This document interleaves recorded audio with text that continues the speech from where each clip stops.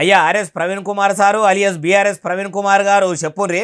కేవలం కాంట్రాక్ట్ల కోసం, కమిషన్ల కోసం, కాంట్రాక్టర్లకు రిలీజ్ చేయాల్సిన బిల్లులో 12% వాటా, 20% వాటా ఏదైతుందో ఆ వాటాల కోసం మంత్రులందరూ కూడా బహిరంగ కొట్లాడుకుంటున్నారు.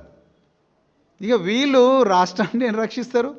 బహుజన పార్టీల నుంచి బీఆర్ఎస్ పార్టీలకు బిస్తరు చదిరిన ఆర్ఎస్ ప్రవీణ్ కుమార్ సార్ ఏమంటుండో ఇన్నారా? ఇంకా మస్తుగానే అన్నాడు మొత్తం ముచ్చటి నుండి.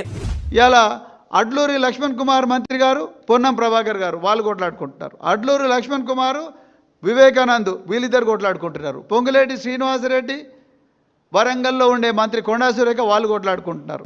మంత్రులంతా పబ్లిక్కు పనికొచ్చే పనులు పక్కకు పెట్టి ఇట్లా పని కట్టుకొని మరి కమిషన్ల కోసము కాంట్రాక్టర్ల కోసం కొట్లాడుకుంటుర్రట. అయ్యా ఆర్ఎస్ ప్రవీణ్ కుమార్ సారు మొన్నటిదాకా కోనేరు కోనప్ప సారు కూడా కారు పార్టీల కాలు పెట్టంగానే మీ మనసు కూడా సెంచరీలు శంగశంగ ఎగిరిండ్రు కదా.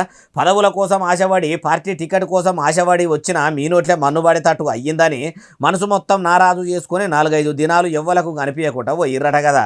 మరి మీరు కూడా టికెట్ కోసం ఎట్లయితే పార్టీలు మారిండ్రో అధికారంలో ఉన్న మంత్రులు కూడా కాంట్రాక్టర్ల కోసం అట్లనే కయ్యాలు చేసుకుంటారు కావచ్చు. ఎవలేం సుధపూసలు కాదు. అధికారంలో ఉంటే ఒక్క మాట, అధికారంలో లేకుంటే ఒక్క మాట మాట్లాడు. మీ రాజకీయం లీడర్లకు రాజకీయంతో పెట్టిన విద్య అంటుర్రు ఈ ముచ్చటిన్నోళ్ళు.